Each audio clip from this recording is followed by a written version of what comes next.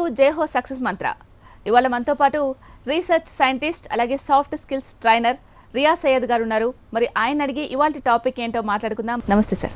నమస్తే. చెప్పండి సార్, ఏంటి టాపిక్ ఇవాళ? 21st సెంచరీ టీచింగ్ స్కిల్స్ గురించి ఈరోజు మనం తెలుసుకుందామండి. బేసిక్గా మన teaching system or education system చూస్తే బేసిక్గా ఇండస్ట్రియలైజేషన్కి రిలేటెడ్గా ఉంటుంది. ఏదైతే ఇండస్ట్రియలైజేషన్ ఎలా అవుతుందో, ఫస్ట్ లెటర్సే 70s 80s first industrial revolution వచ్చింది. That is related to steam అనమాట. సో దానికి రిలేటెడ్ ఎలా ఉంటుందంటే, ఆ ఇండస్ట్రియల్ రెవల్యూషన్ వచ్చిన తర్వాత ఇండస్ట్రియలైజేషన్ వస్తే ప్రొడక్టివిటీ పెరగాలి. సో యాజ్ ఎ రిజల్ట్ దానికి తగ్గట్టుగానే మన ఎడ్యుకేషన్ సిస్టమ్ కూడా డివైజ్ చేశారు. సో స్టీమ్ ఇన్వెన్షన్ తర్వాత లాట్ ఆఫ్ ప్రొడక్టివిటీ వచ్చింది.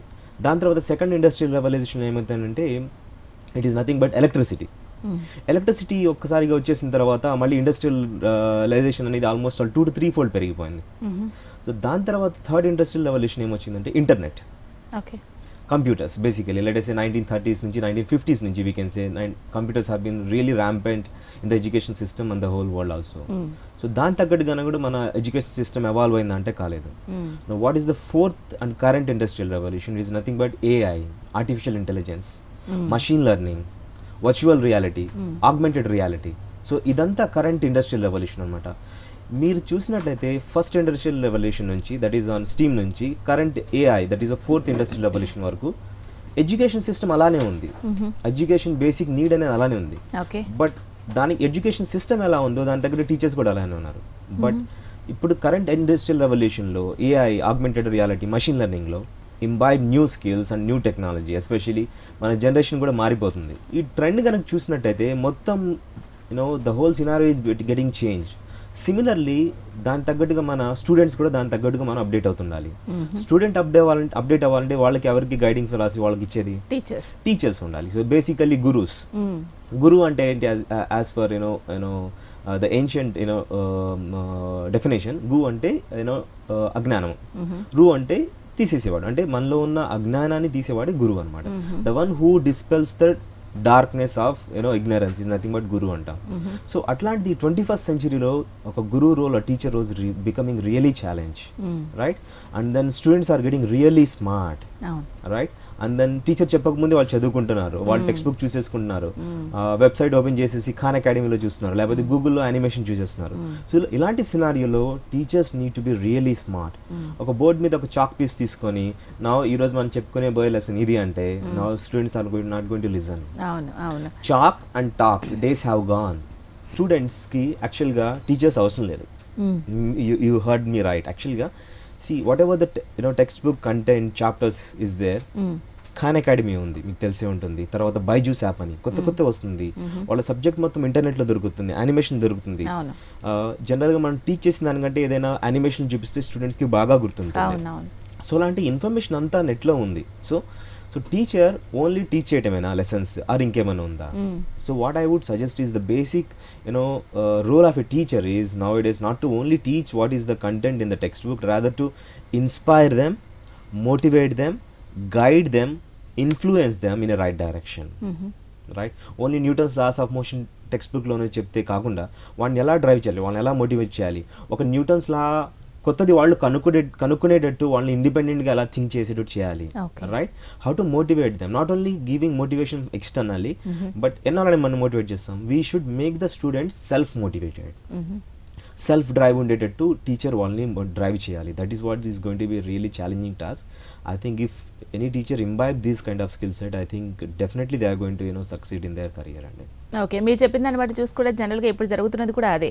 చాలామంది పిల్లలు వాట్సాప్, ఫేస్బుక్, ఇంకా గూగుల్స్ చాలా, అంటే టెక్స్ట్ బుక్స్ కంటే కూడా ఫోన్లోనే, నెట్లోనే చాలా వాళ్ళకి కావాల్సిన ఇన్ఫర్మేషన్ అంతా తీసుకొని ముందే ప్రిపేర్ అయిపోయి చాలా ఎక్స్ట్రా నాలెడ్జ్ సంపాదించుకుంటున్నారు. సో వాళ్ళకి టీచ్ చేయాలంటే టీచర్స్ అంతకంటే బెటర్గా రీసెర్చ్ చేయాల్సిన అవసరం ఉంది. పిల్లలకి చెప్పాల్సిన దాంట్లో ఎంత రీసెర్చ్ చేయాలి వాళ్ళు, అంటే వాళ్ళు నేర్చుకునే క్రమంలో ఇంకా ఏమేమి నేర్చుకోవాల్సిన అవసరం ఉంది చెప్పే క్రమంలో కూడా? వండర్ఫుల్ క్వశ్చన్ అండి. మంచి పాయింట్ మీరు హైలైట్ చేశారు, దట్ ఈస్ రీసెర్చ్ అని. లెట్ us imagine ఒక సైన్స్ టీచర్ ఉన్నారు అనుకుందాం. ఆయన న్యూటన్స్ లాస్ ఆఫ్ మోషన్ని ఎవ్రీ క్లాస్లో చెప్తున్నారు, ఎవ్రీ ఇయర్ అదే చెప్తున్నారు. సో ఎవ్రీ ఇయర్ అదే లెసన్కి అదే ఎగ్జాంపుల్స్ ఇస్తుంటారు ఆయన. Okay, first law of motion అంటే any object continues in motion, no external force is being applied. Like suppose మనం ఇప్పుడు సైకిల్ మీద వెళ్తుంటాం, మధ్యలో ఏదైనా అడ్డు వస్తే బ్రేక్ వేస్తాం. That is what basically first law of motion.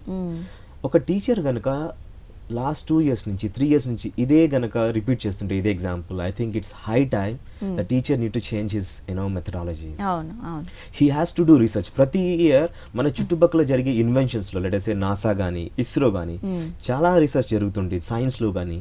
So వాళ్ళు రీసెర్చ్ ఎలా చేయాలంటే ఇప్పుడు కరెంట్ జనరేషన్కి కరెంట్ రీసెర్చ్ ఏం నడుస్తుంది దీనికి రిలేటెడ్ ఒక జనరలైజ్డ్ టాపిక్ ఏదైతే న్యూస్ పేపర్స్లో కానీ మీడియాలో కానీ హైలైట్ అవుతుందో దాన్ని తీసుకొని స్టూడెంట్ తీసుకెళ్ళి స్టూడెంట్స్ ఈరోజు మీకు ఒక కొత్త లెసన్ చెప్తాను, ఫస్ట్ లా ఆఫ్ మోషన్ కాదు డెఫినెట్గా మీకు దానికంటే బెటర్ చెప్తాను చెప్పి ఏదైతే న్యూస్లో ఐటమ్ ఉందో ఏదైతే వాళ్ళకి ఎగ్జైట్మెంట్ ఉంటుందో right, student always like something other than A subject in the text book.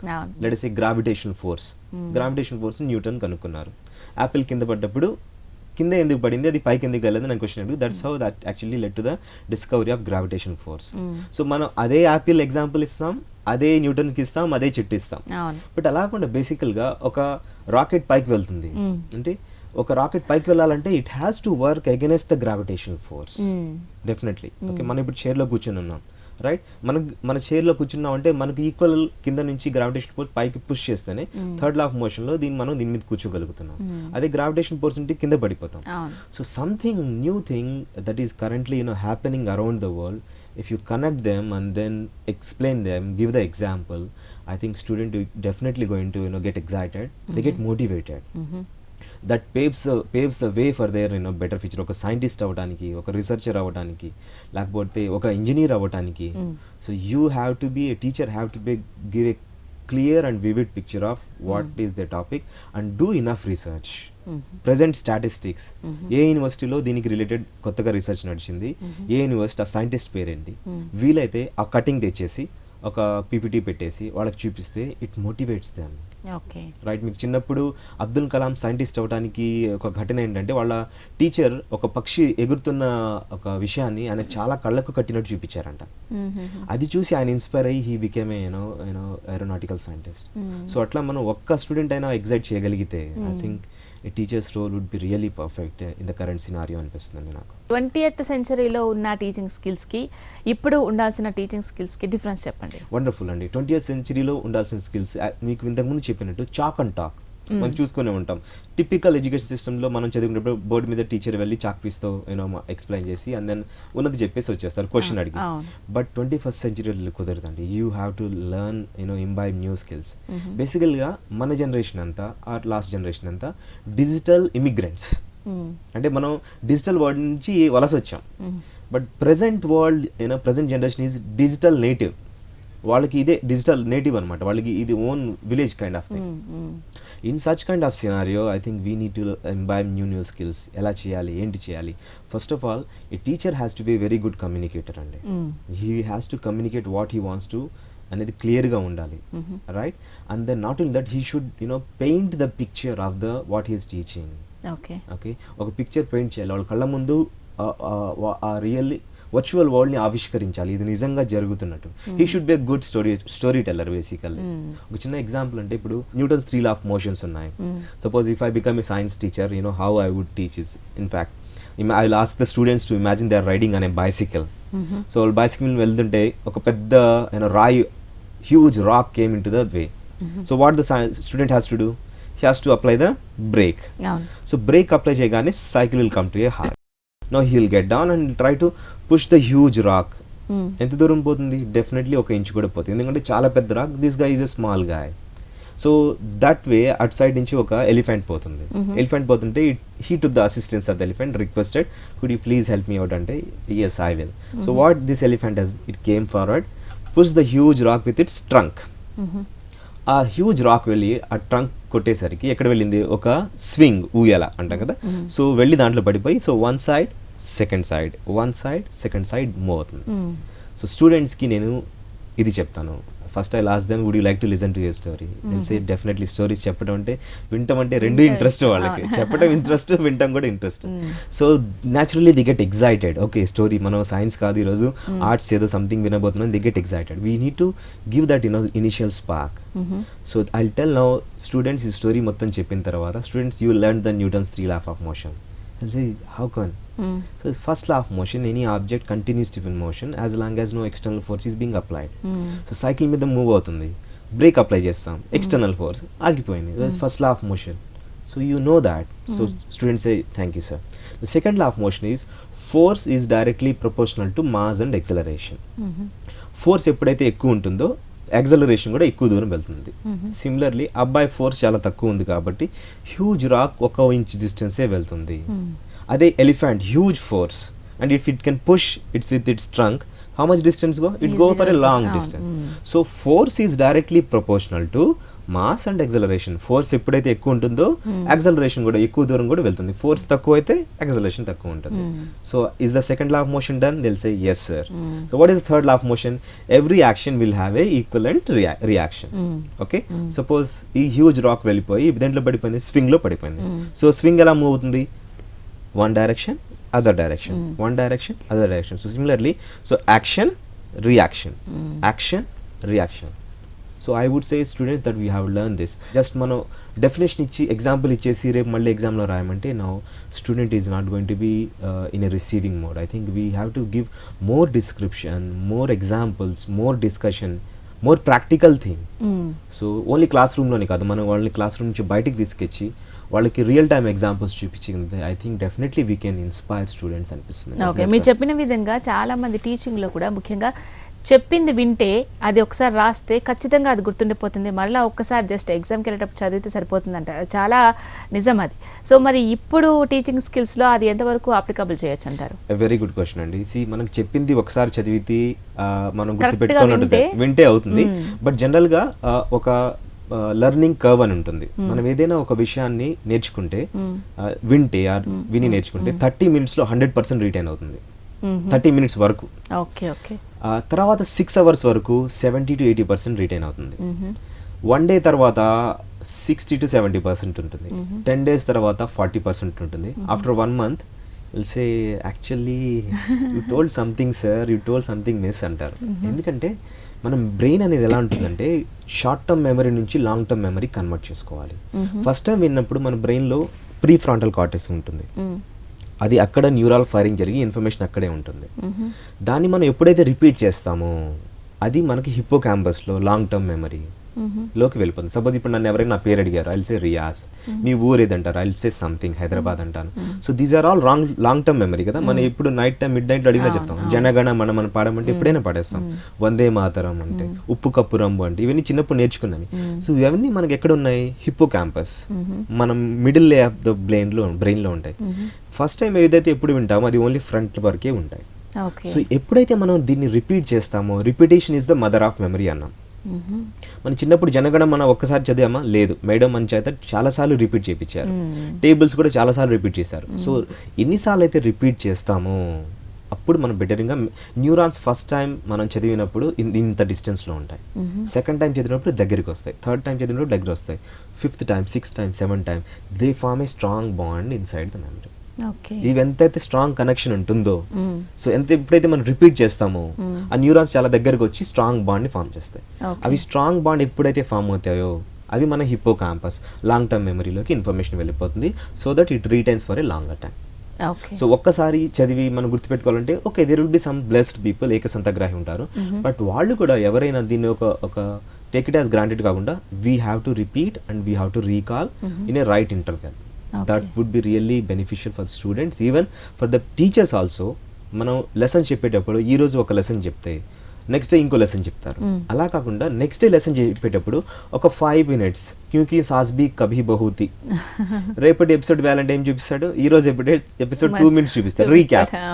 Any similarly నిన్న ఏం చెప్పామన్న దాన్ని ఒక 2 minutes రీక్యాప్ చేస్తే స్టూడెంట్స్కి మళ్ళీ న్యూరాన్ అని చెప్పినట్టు రిపిటేషన్ అయ్యి వాళ్ళకి ఒక రీకాల్ అవుతుంది. చిన్న పిల్లలకు టీచ్ చేసే వాళ్ళకి ఎలాంటి సలహాలు ఇస్తారు మీరు? We should not really force them. ఇప్పటి నుంచే మనకు ఎక్కువ మనం బర్డెన్ చేయకూడదు. లెట్ దెమ్, మనం వాళ్ళు వదిలేయాలి. ఇప్పుడు ఏదైతే టీచింగ్ మెథడాలజీ ఉన్నాయో I think they will be teaching. ఏదైనా రిపిటేషన్ ఉంటుంది వాళ్ళకి బై డిఫాల్ట్. ఇప్పుడు క్లాస్ 1 ప్రైమరీ, ప్రీ ప్రైమరీలో వాళ్ళకి మోస్ట్ ఆఫ్ ద సబ్జెక్ట్స్ అన్ని గ్రాఫిక్స్లో ఉంటాయి, స్టోరీస్ ఉంటాయి, తర్వాత ఇమేజెస్ ఉంటాయి. సో దీన్నే టీచర్స్ వాళ్ళ స్కిల్స్ని పెంచేసుకొని వాళ్ళకి ఇంకా బాగా చూపించాలి. అంటే ఒక స్టోరీ చెప్తుంటే it is as if happening. అంటే they should become a professional story teller. మనకు బయట ఆర్గనైజేషన్స్ ఉన్నాయి కూడా, క్లబ్స్ ఉన్నాయి, స్టోరీ టెల్లింగ్ క్లబ్స్. వాళ్ళు దాంట్లో మెంబర్షిప్ తీసుకొని స్టోరీ టెల్లింగ్ ఎలా చెప్పాలి, పిల్లల్ని ఎలా ఎగ్జైట్ చేయాలి, వాళ్ళతో ఎలా పార్టిసిపేట్ చేయించాలి. You become a child in that. అలాంటివి కనుక చేస్తే ప్రీ ప్రైమరీ నుంచి కూడా డెఫినెట్గా ఉంటుంది. నాట్ ఓన్లీ దాట్, టీచర్స్ జాబే కాదండి, ఇది పేరెంట్స్ జాబ్ కూడా. జనరల్గా మనం ఏం చేస్తాం, ఇంటి దగ్గర పేరెంట్స్ చదువుకున్న వాళ్ళు ఎడ్యుకేటెడ్ ఉంటే బుక్ ఓపెన్ చేసి వాళ్ళకే మనం చెప్తాం. Do not do that, let the children teach you. Ask your children like, beta, I would like to learn what you learned in the school today. Can you teach me? So let the child become a teacher to you. Generally parents ఏం చేస్తాం, they will be pestering them, ఒక superiority చూపిస్తాం. అలా కాకుండా చిల్డ్రన్ని express అయ్యేలాగా చేద్దాం. చిల్డ్రన్ని ఒక board దగ్గర నుంచోబెట్టి no you are a teacher, I'm a students అని అలాగ చేయగలిగితే కమ్యూనికేషన్ స్కిల్స్ పెరుగుతాయి. తర్వాత ఒకసారి 30 to 40% ఏ స్టూడెంట్స్ అయితే ఎవరైతే ఐఐటీస్లో వెళ్తున్నారో, ఎవరికైతే టాప్ 100, 200 ఆర్ టాప్ 500 ర్యాంక్స్ వస్తున్నారో, they are unable to cope up with the pressure what is there in the IITs. అందుకే ఇప్పుడు రీసెంట్గా న్యూస్ పేపర్లో చదివినట్టయితే ఐఐటీస్లో ఫస్ట్ ఇయర్ నుంచే మీకు ఎలెక్టివ్ లేదండి, సెకండ్ ఇయర్లోనే ఎలెక్టివ్ తీసుకోవాలి. జనరల్గా ఏమవుతుంది, ఇప్పుడు ఐఐటీస్లో మనకు ఫస్ట్ ర్యాంక్ వచ్చిందంటే అందరూ ఎక్కువ మనం తీసుకునేది సిఎస్సి బ్రాంచ్, కంప్యూటర్స్ ఉంటే మంచి ప్యాకేజెస్ వస్తున్నాయి. బట్ వాళ్ళు ఫస్ట్ ఇయర్ అయిపోయిన తర్వాత వరకు వీళ్ళు దాంతో అక్కడున్న సెటప్కి ఎంగేజ్ కాలేకపోతున్నారు, కోపప్ కాలేకపోతున్నారు. అందుకనే కొత్తగా ఇప్పుడు రూల్ తెస్తుంది గవర్నమెంట్, ఏదైనా ఫస్ట్ ఇయర్ మార్క్స్ని బేస్ చేసుకొని వాళ్ళ పర్ఫార్మెన్స్ని బేస్ చేసుకొని సెకండ్ ఇయర్లో వాళ్ళకి ఎలెక్టివ్ సబ్జెక్ట్ ఇస్తాం. That's a very good sign అండి ఇన్ఫ్యాక్ట్. సో అట్లానే మన స్టూడెంట్స్ కూడా ఓన్లీ చదువు అని కాకుండా హోలిస్టిక్ డెవలప్మెంట్ ఉండాలి, ఆల్రౌండ్ డెవలప్మెంట్ ఉండాలి. యాజ్ సచ్ ఈ present generation is indoor generation, అవునా కదా. సో మనంతా ఎక్స్టర్నల్ అవుట్డోర్ జనరేషన్. మనమంతా బయటికి వెళ్ళి చెట్ల మీద ఆడాము, కొత్తి కొమ్మచ్చులు ఆడాము, గోడలు ఎక్కి దిగాము, తర్వాత బయట గ్రౌండ్లో ఆడాము, క్రికెట్ ఆడాము, ఇదంతా చేసాము. బట్ ఇప్పుడు ప్రజెంట్ జనరేషన్కి ఆడాలంటే గ్రౌండ్ లేదు, ఆడుకోవాలంటే పిల్లలు కూడా ఎక్కడో ఒక అపార్ట్మెంట్లో ఉన్న పక్క పిల్లలు కూడా మనకు తెలియని పరిస్థితుల్లో. సో అలాంటప్పుడు I think allow the children or let the children in outdoor. ఇండోర్లో అయితే ఎప్పుడు ఎక్కువ ఉంటున్నారో ఒక 4 గోడల మధ్య ఉంటే వాళ్ళకి బ్లోజమింగ్ ఉండదు, ఇంటెలిజెన్స్ కానీ నాలెడ్జ్ కానీ. వాళ్ళు ఎప్పుడైతే బయటికి వెళ్తారో ఎనర్జీ డ్రైన్ అవుట్ అవ్వాలి. పిల్లలకి ఆర్టిస్టిక్గా ఉండాలి, ఆర్ట్స్లో ఏమైనా ఇంట్రెస్ట్ ఉందా, మ్యూజిక్ ఆ డ్రాయింగ్ దీంట్లో ఉంటే encourage them. At a stretch ఒకనొక సిచ్యువేషన్లో మన లైఫ్లో మన ప్రొఫెషన్తో పాటు ఒక ప్యాషన్ ఉండాలి, ఒక హాబీ ఉండాలి. అది కనుక మనం పేరెంట్స్ టీచర్స్ కానీ మనం ఇంబైబ్ చేయలేకపోతే I think we are definitely doing a harm to the future of the children. రాయడం ఒకటే బట్టి రాయడం కాదు, మనం ఏది చెప్తున్నామో వాళ్ళకు విజ్ఞానం పెంపొందించాలి. అంటే స్టడీస్ పరంగా మనం ఫ్యూచర్లో ఎలా ఎదగాలి, ఆ ఎదిగింది మనకి ఒక వ్యక్తిత్వం రావాలి అనే దాని గురించి టీచింగ్ ఎన్విరాన్మెంట్ అనేది చాలా ముఖ్యం. అది ఎలా ఉండాలంటారు? టీచింగ్ ఎన్విరాన్మెంట్ చాలా సపోర్టివ్గా ఉండాలి, ఎంకరేజింగ్గా ఉండాలండి. Teachers especially they should never belittle a student. ఎంత పెద్ద మిస్టేక్ చేసినా కూడా, సపోజ్ ఒక స్టూడెంట్స్ క్లాస్లో ఏదైనా అల్లరి చేస్తున్నాడు, గొడవ చేస్తుంటే మనం వాళ్ళని అరెస్ట్ చేస్తాం, తిట్టేస్తాం, గెట్ అవుట్ అంటాం. అది తెలియకుండానే ఒక రకమైన ఆ టీచర్ మీద హేట్రెడ్ని పెంచేస్తుంది. So in case if you has done any mistake, class అయిపోయిన తర్వాత అతన్ని పర్సనల్గా పిలిపించి right no tell now this is not the way that you are suppose to do, no this you have to correct the behaviour or ఈ behaviour ఇష్యూని you have to correct. అంటే there is every chance the student may personally get connected with you and then change అవ్వడానికి ఆస్కారం ఎక్కువ ఉంటుంది. అది మనం పబ్లిక్గా అందరి ముందు ఒకసారి వాళ్ళని హ్యూమిలేట్ చేస్తే he will be going apart from you. మనతో ప్రతి చిల్డ్రన్కి టీచర్తో ఒక పర్సనల్ బిలాంగింగ్ కనెక్షన్ ఉండాలి. అది ఎప్పుడైతే కనెక్షన్ ఉంటుందో అప్పుడే టీచర్ చెప్పింది స్టూడెంట్స్తో వినగలరు. సో ఎన్వైరన్మెంట్ చాలా ఒక జోవియల్ ఎన్వైరన్మెంట్. మన టీచర్ అంటే లోపల రాగానే ఆ డేస్ ఆల్మోస్ట్ స్లోగా పోయినాయి. ఎందుకంటే టీచర్ రాగానే అలర్ట్గా ఉండి సీరియస్గా ఉండి టీచర్ అంటే ఇప్పుడు ఈ పిల్లలకి they don't like. Definitely you should be A friend, you should be A teacher, you should be A philosopher, you should be A guide, అన్నీ ఉండాలి. ఓకే, సో అన్నీ డిస్కస్ చేస్తేనే వాళ్ళతో మనం బాండింగ్ని ఫామ్ చేసుకోగలం.